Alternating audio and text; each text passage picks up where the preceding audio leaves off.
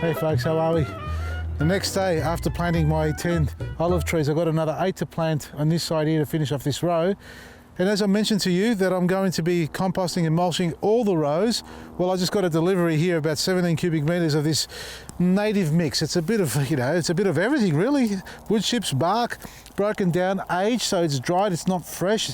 So you never put anything green in your garden. It just draws out the nitrogen and basically kills your garden. So you need to let it age a bit. So what we're going to do is demonstrate, not today, but later on, how we compost, mulch, get rid of the weeds between the garden beds, or the actual trees in this case here, add the mulch on top and obviously the irrigation, so we can give the trees a great chance to produce some great flowers in spring, and hopefully we get some fruit. They are young trees, but some of them are already blooming.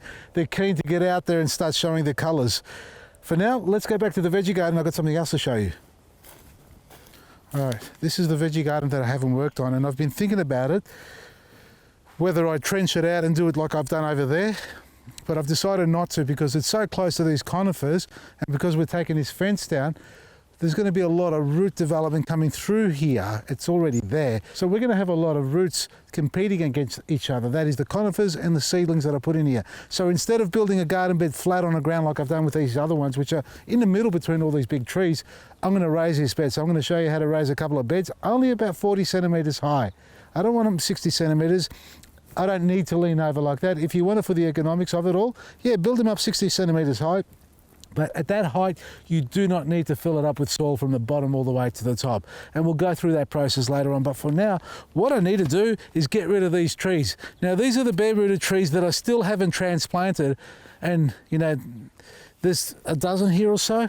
And I've got another 80 turning up. It's very late in the season, yet it's still quite safe to do it. Now, I don't think I'm going to be able to get all these into the ground this springtime. I like to think I will, but if I don't, and if you've got a tree that you don't know where you want to position in the garden, well, I've got a great tip for you. First, let me show you this as well. Have a look at this.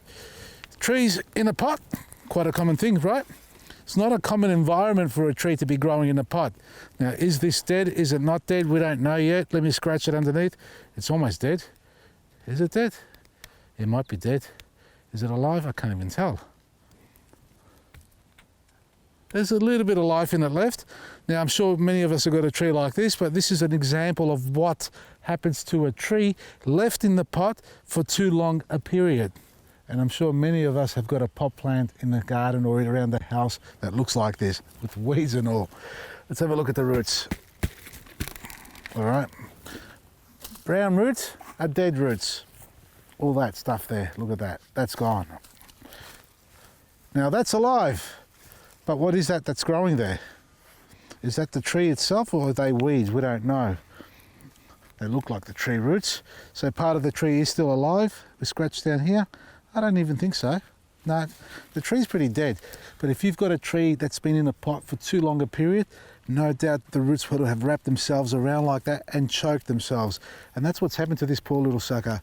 So if you've got a tree that you need to keep in a pot for a short period of time, maybe 1 or 2 years before you get it into the ground, and you're not sure because you don't know where you want to plant it, rather than growing it in a pot like this, look what I come across.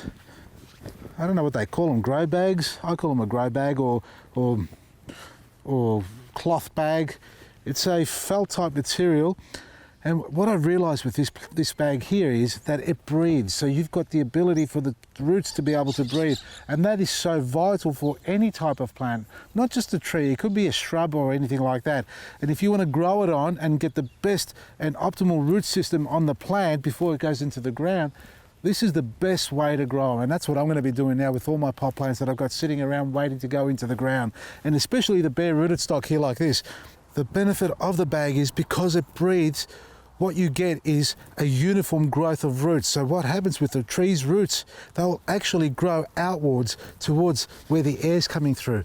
They'll try and penetrate through, and even if they do penetrate through, they'll burn off from the sun. So that means you get new fibrous roots constantly growing outwards. So rather than wrapping around once they hit the wall of a plastic pot and choking itself like they do with every pot, and we know what a pot-bound plant looks like, how it suffers, putting them in a grow bag like this, they'll grow straight out, and even if they penetrate through it, don't worry, you don't have to cut them off. They'll just burn off and dry off, and new ones will keep growing, and you'll have a big, strong, fibrous, outward growing root plant or root of a plant that you can later transplant into the ground and not have to tease. And that's what I've got to do with these plants here. So let's just dig one out and see how it goes. Oh, wait a second. This one's too big for this bag. I've got to get a bigger bag for this one. I'll put that aside. Let's have a look at these. That's better. All right, that's a little bit small, but still, that will sit beautifully in. No, that's too small. That goes for a smaller bag. Come on.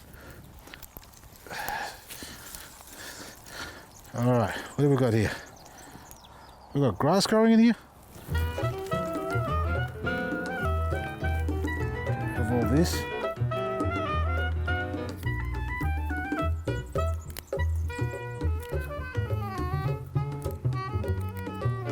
Fine. Let's have a look at this and just line it up with the bag basically. Fits beautifully. Just like that. Okay. So the bag's the right size for it. It's got plenty of room to grow. Just put a bit of soil at the bottom. And because the bag is porous, it doesn't need any holes.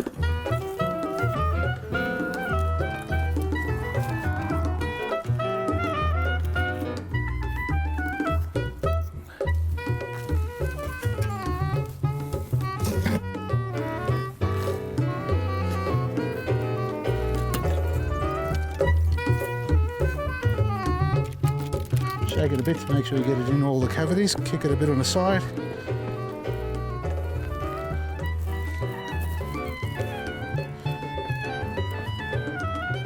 Beautiful. Have a look at that.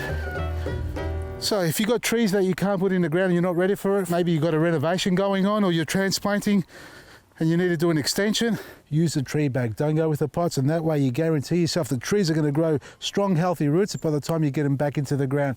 And remember to always give them a good prune like I'm going to do here,